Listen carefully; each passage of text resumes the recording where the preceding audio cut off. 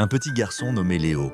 Léo adorait explorer la nature et rêvait de vivre de grandes aventures, entrer dans la forêt enchantée. Un soir, Léo aperçut une lueur scintillante derrière les arboles. Être brave et de découvrir ce qui se cachait dans la forêt. Ajusta son chapeau, avança vers l'entrée. À l'intérieur de la forêt, tout était plus beau et plus coloré que dans ses rêves. Les arbres avaient des feuilles dorées et des fleurs aux couleurs éclatantes poussaient partout. Léo entendit un doux murmure, était une petite fée aux ailes translucides qui dansait dans les airs, appelée Lyra. « Bonjour, que fais-tu ici dans la forêt enchantée ? Et je suis venu explorer ?» Les yeux brillants de... Elle emmena Léo à travers la forêt, un ruisseau aux eaux cristallines, une clairière où les animaux dansaient et un arbre géant dont les branches étaient couvertes de lucioles qui brillaient comme des étoiles. Tout à coup était un petit écureuil. « Aidez-moi, il vous plaît !»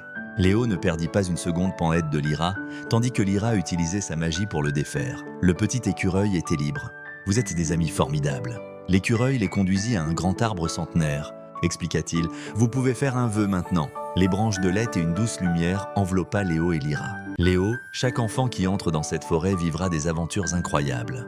Léo sut que « Merci pour cette nuit incroyable. Je reviendrai ?» Léo se retourna une dernière fois et vit la lumière magique danser entre les arbres. À partir de ce jour, Léo savait que prête à être découverte. Les aventures de grand-mère Cal et de Caloupileur. Il était une fois, sur l'île de la Réunion, deux sœurs sorcières aux pouvoirs très différents. Caloupileur, la plus jeune, était connue pour sa bonté et sa douceur. Elle avait la capacité de donner vie à la neige, une chose rare dans cette île ensoleillée. Sa grande sœur, sa colère, était tout le contraire. Ambitieuse et envieuse, sa colère avait le pouvoir de façonner le feu et la terre, ce qui lui permettait de créer des volcans mais aussi de semer la destruction.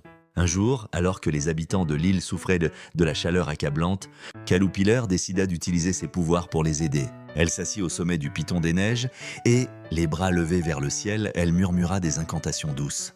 Peu à peu, des flocons de neige commencèrent à tomber. D'abord timidement, puis avec une intensité grandissante. Les gens émerveillés levèrent les yeux vers le ciel en admirant ce spectacle inouï.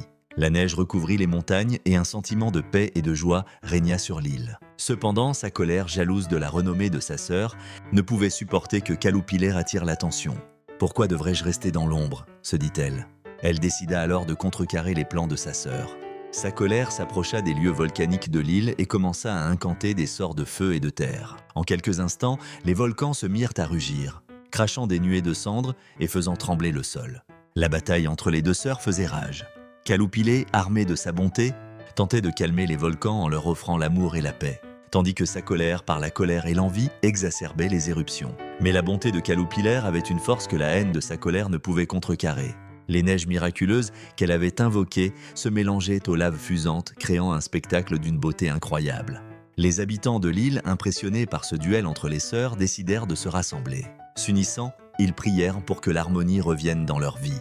En entendant leurs appels, Caloupileur sut qu'elle devait montrer à sa sœur que l'amour et l'harmonie étaient plus puissants que la colère. Approchant sa colère, elle lui tendit la main, lui disant « Nous avons chacune des pouvoirs. Mais que valent-ils si nous ne sommes pas unis ?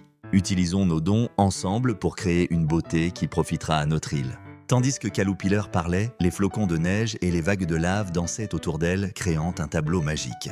Sa colère, touchée par la bonté de sa sœur, comprit alors qu'elle ne gagnerait rien à détruire. Elle emprunta l'énergie de la lave et de ses volcans pour créer de magnifiques paysages. Et ainsi ensemble, elles donnèrent naissance à l'île de la Réunion que l'on connaît aujourd'hui, un paradis de montagnes enneigées, de volcans majestueux et de plages où la joie et la paix régnaient en maître.